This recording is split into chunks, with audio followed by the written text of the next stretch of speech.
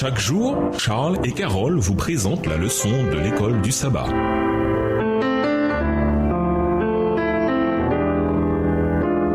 Bienvenue dans votre émission Dieu nous parle. Voilà un son de mercredi, la création de l'humanité. La création des humains est le tout dernier acte créateur de Dieu, du moins dans le récit de la Genèse. Les humains constituent l'aboutissement de toute la création terrestre, la raison d'être de la création de la terre. Lisons Genèse 1, les versets 26 à 29 et Genèse 2, le verset 7. Quel est le lien entre ces deux versions différentes concernant la création de l'humanité? Genèse 1, les versets 26 à 29. Puis Dieu dit, faisons l'homme à notre image selon notre ressemblance et qu'il domine sur les poissons de la mer, sur les oiseaux du ciel, sur le bétail, sur toute la terre et sur tous les reptiles qui rampent sur la terre. Dieu créa l'homme à son image, il le créa à l'image de Dieu, il créa l'homme et la femme. Dieu les bénit et Dieu leur dit, soyez féconds, multipliez, remplissez la terre et l'assujettissez et dominez sur les poissons de la mer, sur les oiseaux du ciel et sur tout animal qui se meut sur la terre. Et Dieu dit, voici, je vous donne toute herbe portant de la semence et qui est à la surface de toute la terre et tout arbre ayant en lui du fruit d'arbre et portant de la semence, ce sera votre nourriture.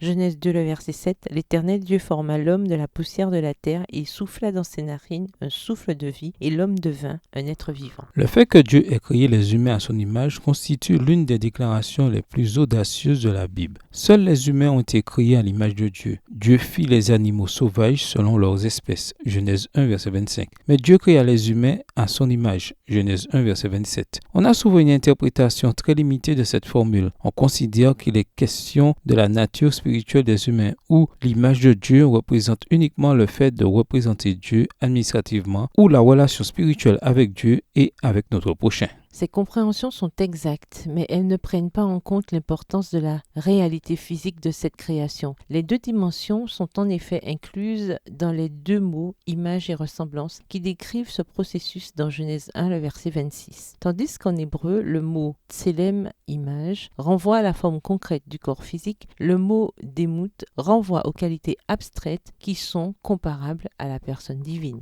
Par conséquent, la notion d'image de Dieu en hébreu doit être comprise au sens global de la conception biblique de la nature humaine. Le texte biblique affirme que les individus humains, hommes et femmes, ont été créés à l'image de Dieu physiquement ainsi que spirituellement. Comme le dit clairement Ellen White, lorsqu'Adam sortit des mains du Créateur, il lui ressemblait physiquement, mentalement et spirituellement. Essai du livre Éducation à la page 9. En fait, cette compréhension globale de l'image de Dieu, y compris le corps physique, est réaffirmée dans l'autre récit de la création qui dit que l'homme devint un être vivant. Genèse 2, le verset 7. Littéralement une âme vivante, néphesh. En conséquence de deux opérations divines, Dieu façonna et Dieu insuffla. Notez que le souffle renvoie souvent à la dimension spirituelle, mais qu'il est également étroitement lié à la capacité biologique de respiration, la partie de l'homme qui fut façonnée de la poussière de la terre. C'est le souffle de vie, c'est-à-dire le souffle spirituel et la vie physique. Dieu accomplira plus tard une troisième opération, cette fois pour créer la femme à partir du corps de l'homme. Genèse 2, versets 21 et 22. Une manière de souligner qu'elle est de la même nature que l'homme. Au revoir. Et à demain si Dieu veut.